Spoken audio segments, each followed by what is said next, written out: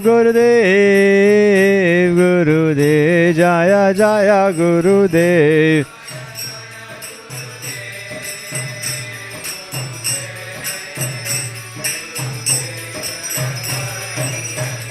Nitai Gaur Premanandi.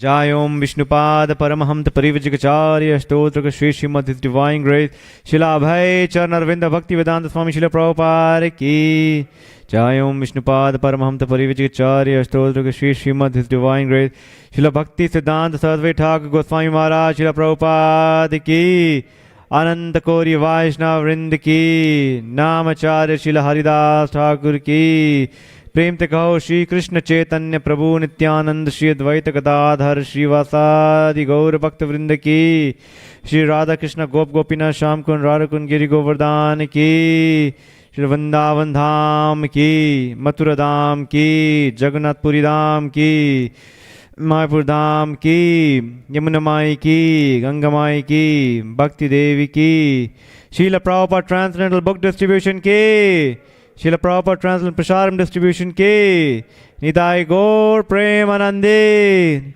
All glories to the assembled devotees, Hare Krishna. All glories to the assembled devotees, Hare Krishna. All glories to the assembled devotees, Hare Krishna.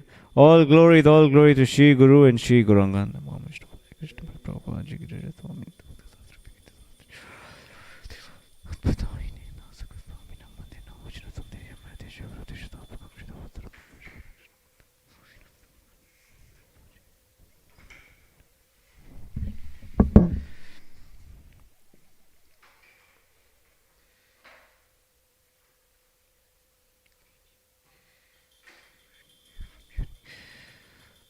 Hare Krishna. Thank you everyone for coming for this morning's Bhagavatam class. We're here in viewers in Mayapur TV. We're reading from Canto 3, Chapter 28, verse 35.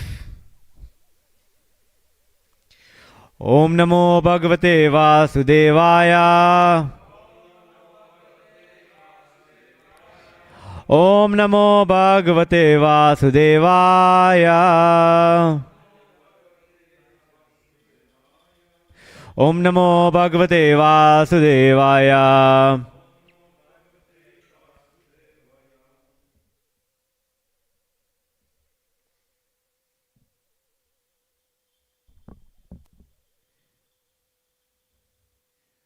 Muktashrayam yarhi nirvishayam viraktam.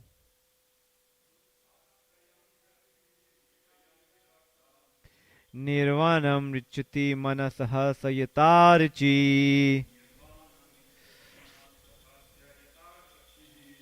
Atmanam matra purusho vyavadanam mekam. Anvikshate pratinivrita guna pravaha. Muktashayam yari nirvishayam viraktam. Nirvanam richati manasaha sayatarchi. Atmanam matra purusho vyavadanam mekam. Anvikshate pratinivrita guna pravaha. Muktashrayam yari nirvishayam viraktam. Nirvanam richati manasaha sayatarchi. Atmanam matra purusho vivadanam mekam. Anvikshate pratinivrita guna pravaha.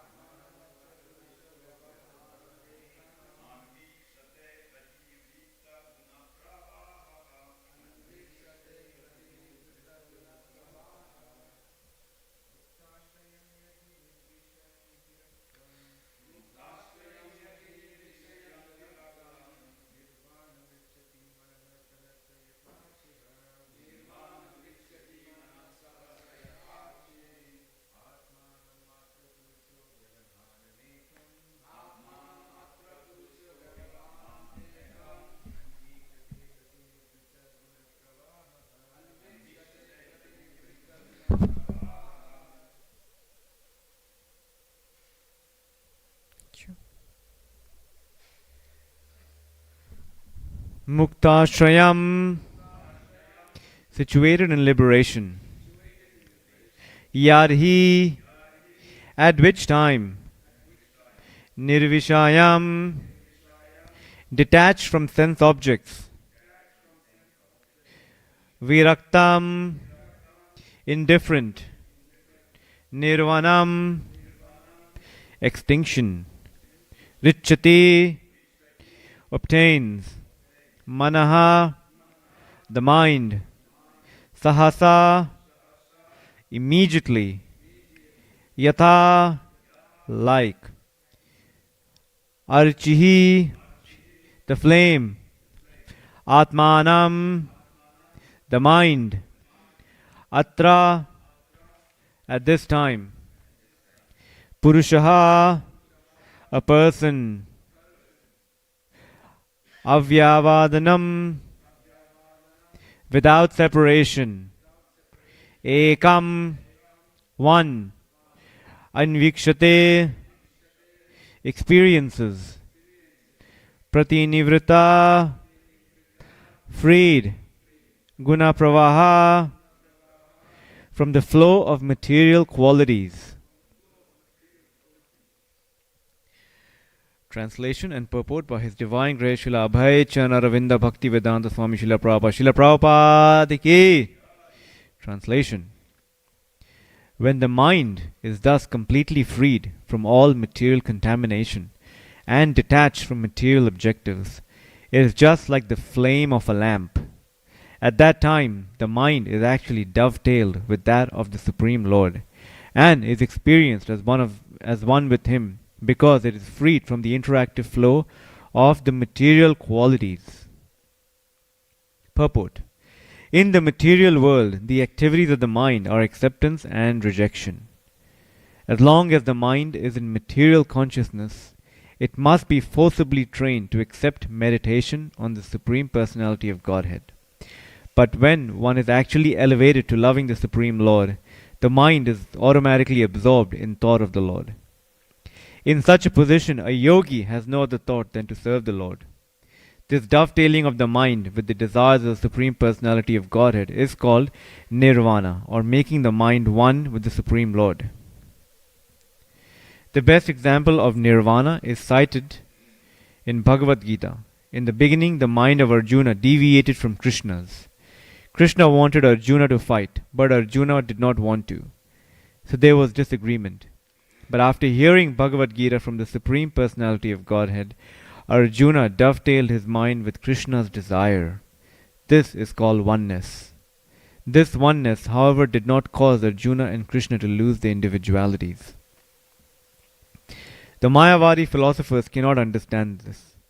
They think that oneness necessitates loss of individuality. Actually, however, we find in Bhagavad Gita that individuality is not lost.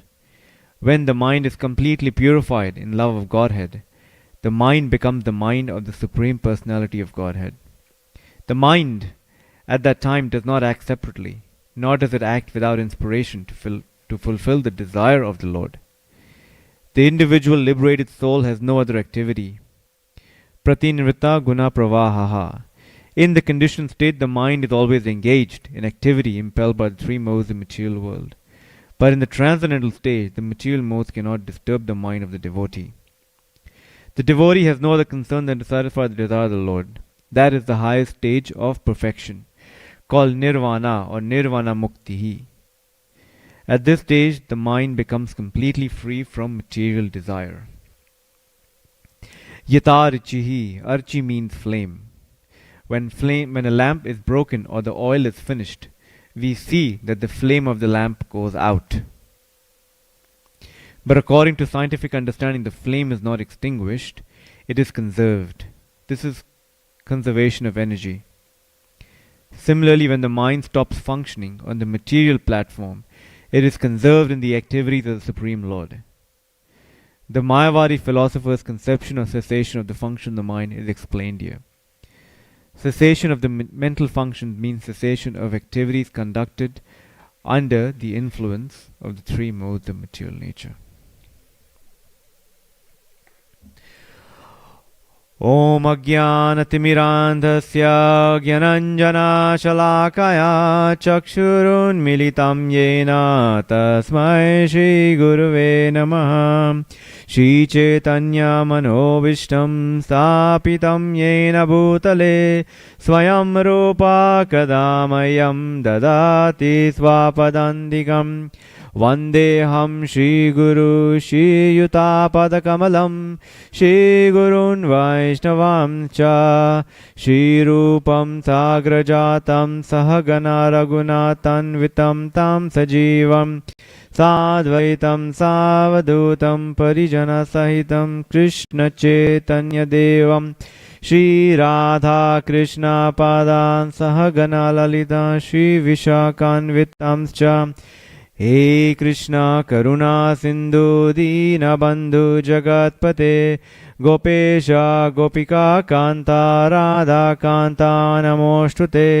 तप्त काञ्चन गौराङ्गी राधे वृन्दावनेश्वरी ऋषभानुसुते देवी प्रणमामि हरिप्रिये। वाञ्छाकल्पतरुभ्यश्च कृपा सिन्धुभ्यैव च पतितानां पावनेभ्यो वैष्णवेभ्यो नमो नमः। जय श्री कृष्ण चैतन्य प्रभु नित्यानंद श्री अद्वैत गदाधर श्रीवासादि गौर भक्तवृंद। हरे कृष्णा कृष्णा कृष्णा हरे हरे हरे राम राम राम हरे हरे। हरे कृष्णा कृष्णा कृष्णा हरे हरे हरे राम राम राम हरे हरे। हरे Krishna Krishna Krishna Hare Hare Hare Ram Ram Ram Hare Hare.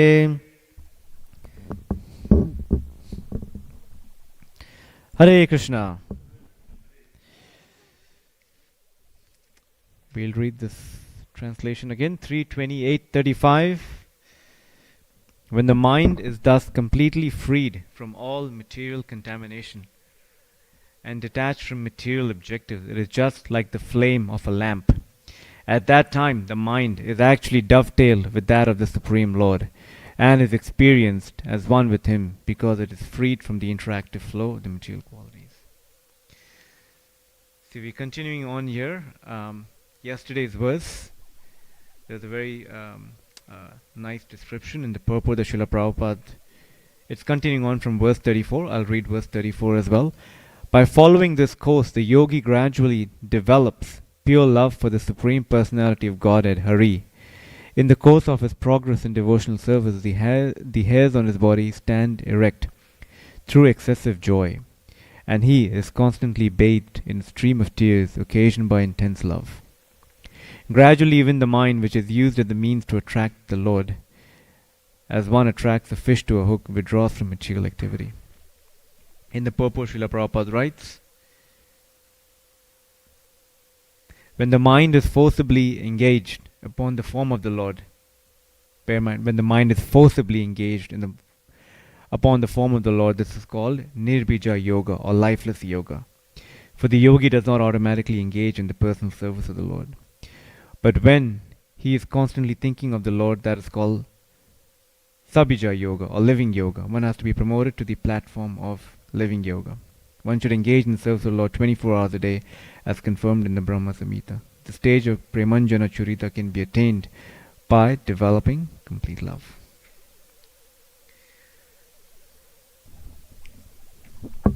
So today, continuing on from yesterday, the emphasis on the mind, as the mind gradually gets clear of the contamination, one actually develops pure love for Krishna or for Supreme Personality of Godhead, and one actually engages in loving service.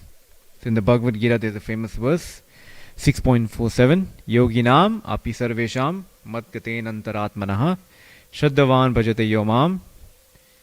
Look at the last bit.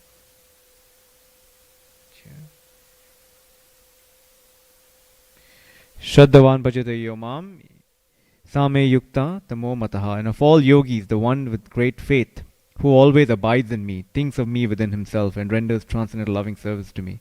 He is the most intimately united with me in yoga and is the highest of all. So devotion expands meditation to include emotion and action.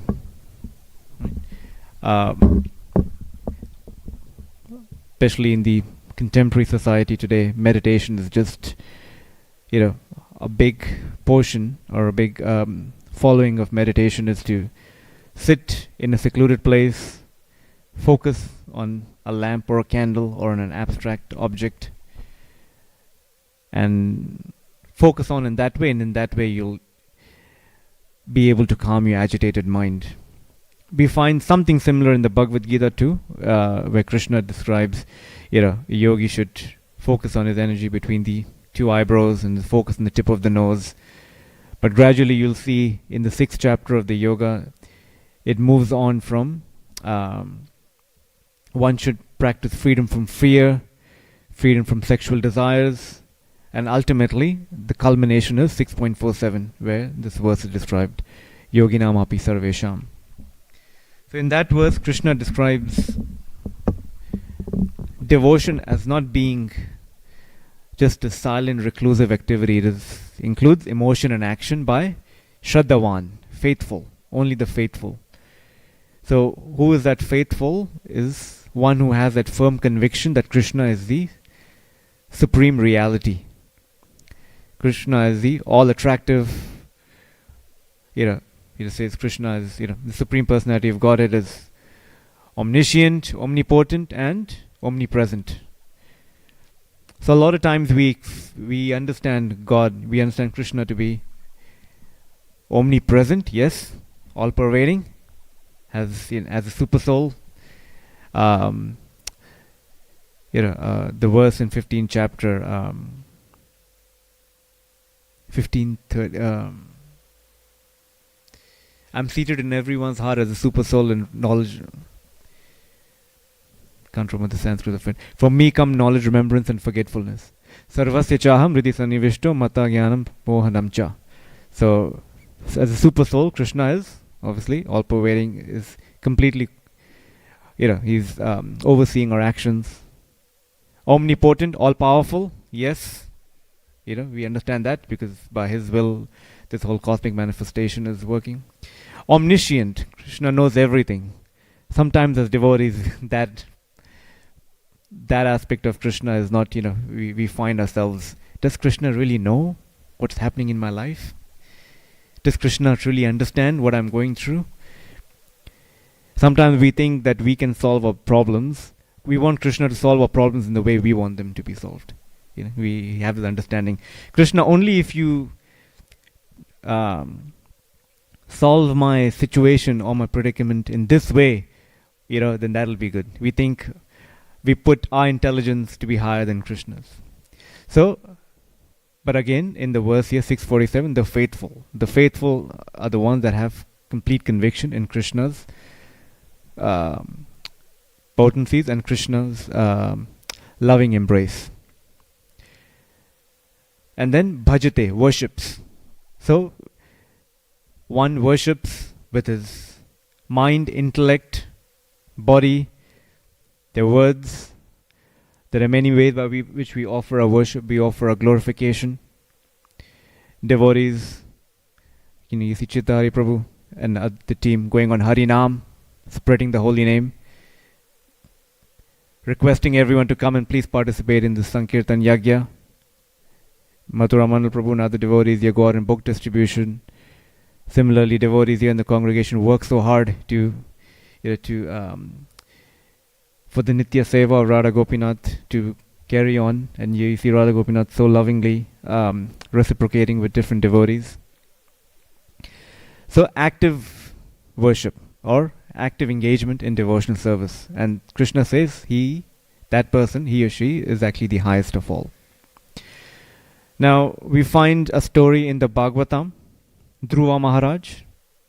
Again, the story goes, for those that may not know it, or it's even those of us that know it, it's so instructive. Dhruva Maharaj is a young boy. He is sitting on the lap of his father. In fact, it is said that his father had two wives, and Dhruva Maharaj was born from the first wife. So naturally, he was the heir to the throne.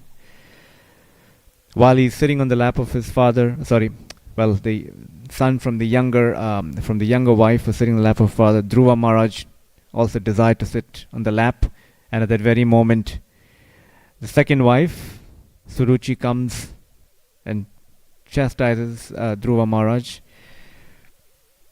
And what she tells Dhruva Maharaj, you are not fit to sit on your father's lap. And she says, if you actually pray to God, pray to the Supreme Lord, in the next life you'll take birth from my womb. So, in your next birth you'll get an opportunity to take birth from my womb, which will then entitle you to sit in the lap of your father.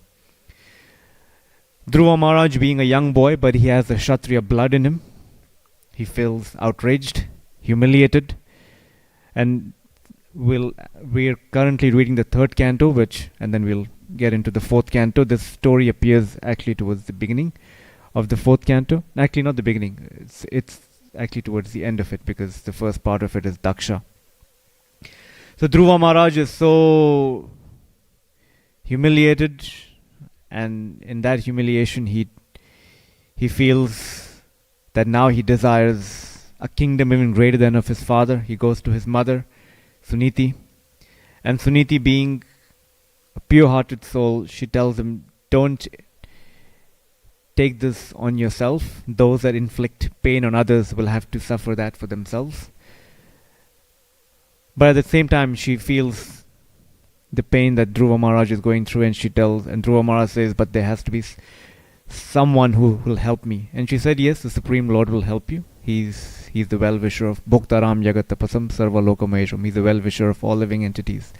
So you pray to him, or you ask him to help you. And he said, where will I find him? And she said, everyone goes to the forest to look for him. So he goes to the forest. So this young boy, filled with determination to avenge for his humiliation, goes to the forest. And whilst he is there,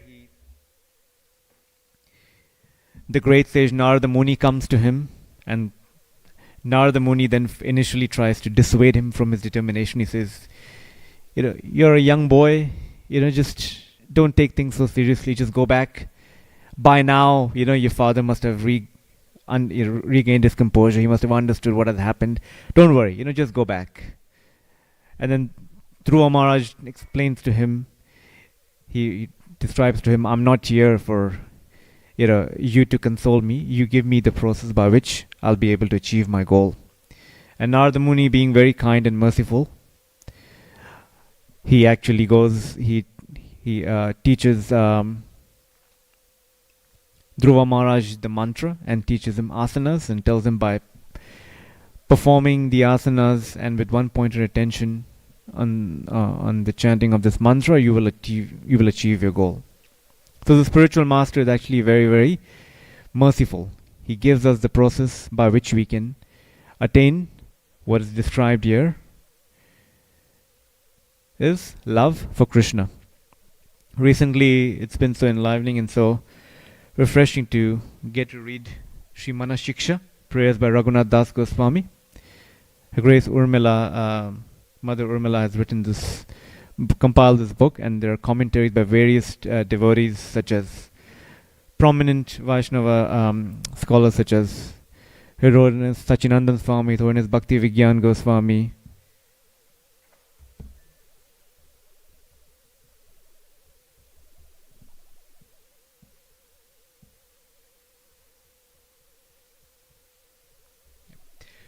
And in this book, Manashiksha, prayers, these are actually prayers to the mind that Raghunath Das Goswami is composing. I'll get to why am I referring this book. And in this book, there are 12 instructions to the mind. The very first one is, I'll read the Sanskrit. The meter is similar to Jagannath Ashtakam, so you can just hear the vibration, and it's so purifying. Guru Goshte Goshtala Yishu Sujane Bhusuragane Swamantre Sinamni Vrajana Vayuva Dvanda Sharane Sadadambam Hitva Kururatima Purva Matitaram Aishwantva Bharata Chatubhirabhiya Chedrita Pada.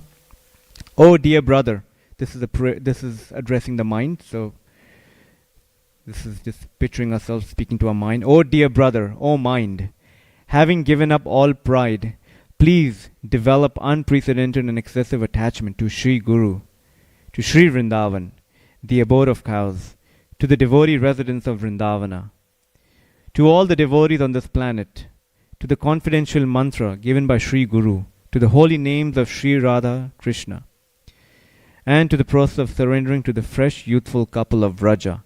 Holding your feet, I beseech you with sweet words. So in one of the commentaries to this verse, His Holiness Sachinandan Swami writes how the prayer is to our mind to please listen or please fully imbibe the instructions of our Guru. So in this, he writes that our spiritual master, our Gurudev, is actually activating the Karuna Shakti of the Lord. So we may feel helpless at times to fight this battle with our mind. Our mind is just, as it is described in chapter 15 of Bhagavad Gita, Prakriti Sthani Karshati. We are being forcibly dragged by the material energy, by the mind. But if we sincerely pray to the Guru, the Karuna Shakti gets activated, and then we are able to overcome all difficulties that were drowning us. So in this comment, Sachinandan Swami writes a very beautiful paragraph, which I'll just read. It is magical. If we turn to our spiritual master with a sincere desire to be helped, we will see how the Karuna Shakti becomes activated and something wonderful will happen. Now, what to do if faith in Guru is lost? I want to recommend you to, if you can't worship your Diksha Guru nicely, go to Prabhupada or look for a Shiksha Guru. But take to this principle, because Krishna has invested his mercy Shakti in his devotees. So like at times when we have some difficulty, we call on a friend for trouble. So similarly, we call on the instructions of the Guru, or to the mercy, to the Karuna Shakti of the Guru to help us in times of need. In fact, there's this one pastime of Srila Prabhupada. It's described when Bhakti Siddhanta Saraswati Thakur had actually sent his disciples to Germany or to London. Somehow or the other, it didn't turn out to be very successful. So these Bhakti Siddhanta Saraswati Thakur had actually spent all of his life savings or whatever, the savings of the math, to send these devotees. But then it wasn't successful. So when they came back, there was a huge Pandal program. And it is described in that Pandal program. It's described by His Holiness Bhakti Vikas Swami in his book Bhakti Siddhanta Vaibhava. This pastime is described in detail there. So it is described that at that moment, this person who's describing this pastime is saying that Bhakti Siddhanta Saraswati Thakur was saying that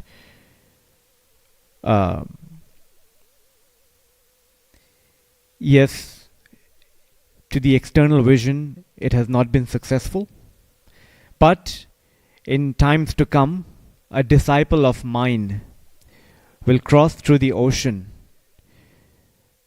and having implicit faith in me and my instructions, will do what has never been done before. And it is described, this person who is describing it is that as Bhakti Siddhanta Saraswati Thakur was speaking, he was looking sideways, and he was having a very intense exchange of interaction. It it could seem that there was a very special exchange that was happening between Bhaktivedanta Saraswati Thakur as he was seeing someone. And this person who's describing it, he thought that Bhaktivedanta Saraswati Thakur was looking at me. But then this person just followed Bhaktivedanta Saraswati Thakur's gaze, and he just saw who was it behind. And it was Abhay Babu, our Srila Prabhupada, that Bhaktivedanta Saraswati Thakur was having this gaze. Then he understood that because this is described after the fact, that it all happened many, many years later, that because of the faith that Srila Prabhupada had in his Guru Maharaj, that the impossible became possible. So similarly here, Narada Muni, in this pastime of Dhruva Maharaj placed his faith in the words and the instruction of Narada Muni, and then Dhruva Maharaj went to Madhuvan, where he's practiced very simple living. He was like just surviving on roots and fruits and doing his yoga asanas and chanting this mantra as he was prescribed. And over the course of days, weeks, his eating subsided. He was only surviving on the air that he was breathing in. Gradually, it is said that when you breathe in, you breathe out.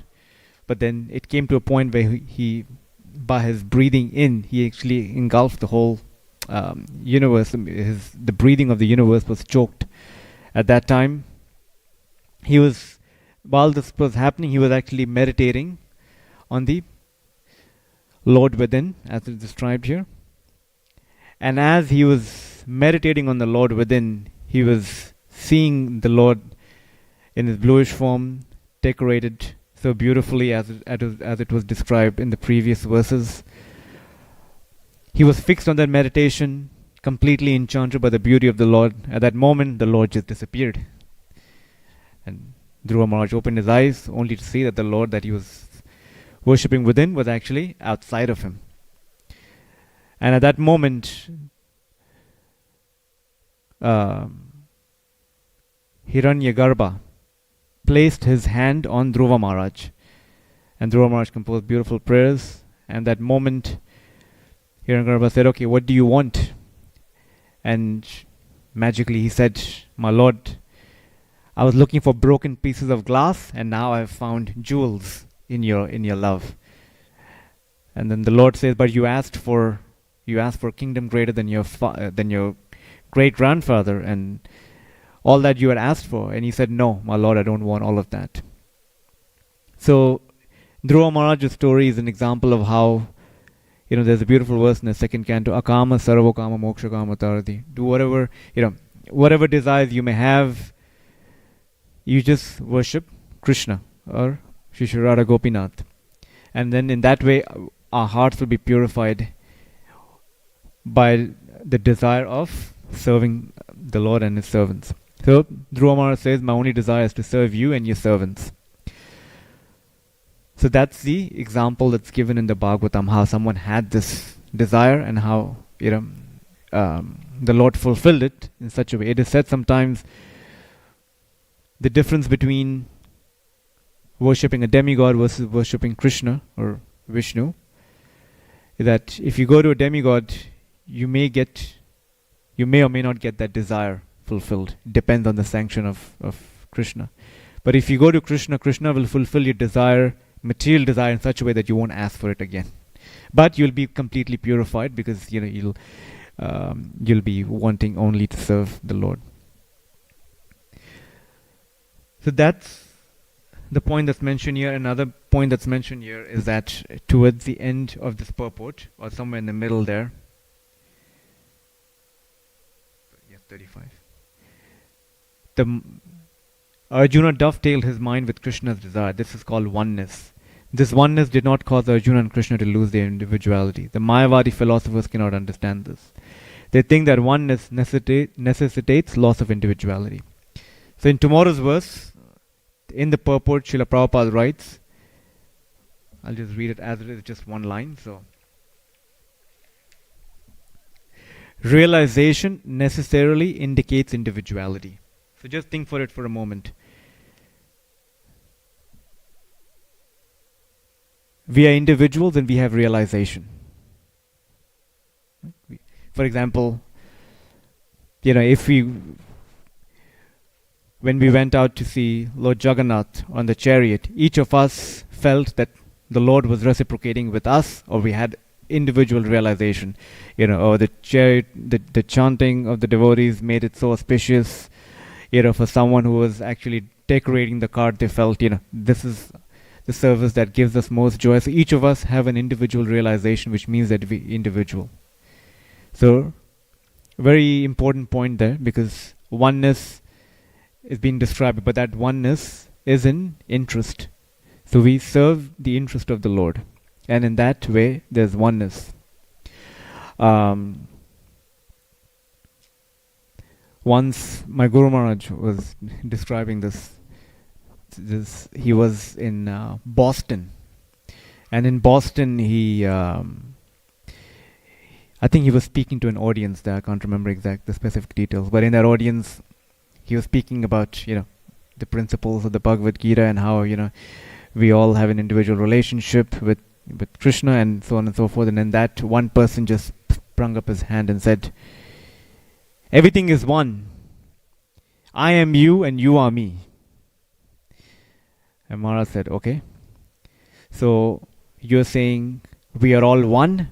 The man said, yes. I am you and you are me? The man said, yes. That means whatever you own or you have in your possession also belongs to me? He said, yes. Whatever I have in my possession, whatever I own also belongs to you? He said, yes. That means the wallet in your pocket belongs to me? He said, yes. Then give me your wallet. And the person gave him his wallet because he was so attached to his philosophy, and later on he was looking for a bus fare to go to wherever he wanted to go. So, oneness concept on a spiritual level is basically where we are one with the interest of the Lord. I'll finish here. There's a story of Gopakumar, because it speaks here on meditation on the Lord. So as Ganesham Prabhu is speaking on the Brihad Bhagavatam every Saturday, there's a story of Gopakumar. Gopakumar is traveling through, we are in Burloka at the moment. This is middle planets, and there are higher planets, Mahaloka. And then there's a planet of the sages, Tapaloka. That's where all the sages who've been celibate their entire life actually go after leaving their body. Or those personalities who've been completely celibate enter into that. So as Gopakumar is on the planet below Tapaloka, Mahaloka, he sees worship happening of the Lord, because he's been given a mantra. By the power of that mantra, he's actually going through different planetary systems. As he goes to Mahaloka, he sees Sanat Kumar, and he's so attracted to seeing Sanat Kumar that he asks the sages there, who is this personality? And they describe the glories of Sanat Kumar. They say, he is an empowered incarnation of the Lord. He's so powerful because he's always been a celibate, and not only that, because he's an empowered incarnation of the Lord. That's why he's attracting your mind in such a way. But he has 3 other brothers. So to see them, you have to go to Tapalok. So Gopakumar says, okay, I'll go to Tapalok. When he goes to Tapalok, in Tapalok he sees everyone just fixed in meditation. And when he sees that mood there, he feels, a very serene atmosphere there, conducive to his chanting. So he sits there and he chants, but he sees everyone there's just fixed in their meditation. Occasionally they come and they discuss among themselves from the Bhagavatam, the 87th chapter of the 10th canto, Prayers by Personified Vedas. They're discussing this, they're engaging in a philosophical discussion. Sanat Kumar and all the brothers, they come and engage in a discussion. But Gopakumar, he's never been educated about liberation. So, or mukti, as they may say. So he's thinking, what is this? I'm just addicted to my worship of Gopal. So anyway, he listens, he feels enthusiastic being in their association. And all of a sudden, they abruptly end their discussion, and then they go back to their to their individual places to sit and meditate again. As they're meditating, Gopkumar feels the urge to engage in some service to the Lord, because that's his nature. At that moment, Pipalayana, one of the sages, comes to him and tells him, "Why are you so anxious to see the Lord with your eyes?"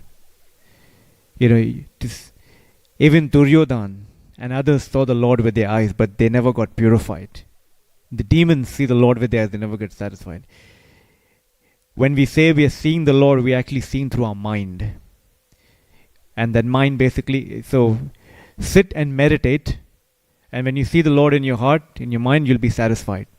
That's actually the complete sense of purification. So in that way, even some devotees can, can put forward, yes, we can meditate on the Lord, but there's more reciprocation when we see the Lord, when we serve the Lord, because the Lord can give us, that reciprocation. So somehow or the other, he sits in meditation, and then he's feeling some ecstasy, but at the same time, he's drawn to go to Jagannath Puri. This is again story of Gopkumar. As we understand, Jagannath Puri has existed for millions and millions of years. So he's drawn to somehow go and serving the Lord. So what it gets to is that devotion entails commitment and action. Devotion just doesn't simply mean I just sit and chant. Commitment and action. Commitment to serving the Lord, serving the Lord's instructions, and action is to actually executing them. Because that, as Krishna says in 6.47, Shraddhavam Bhajitavam Yoga, one who is faithful and engages in my service is the highest of all. So that's the direction. If you see, this chapter is called Kapila's instruction, the devotional service.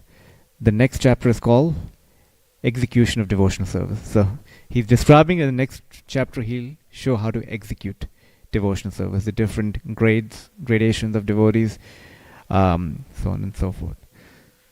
So I'll end here if anyone has maybe one question or comment. Yes, Ian Prabhu.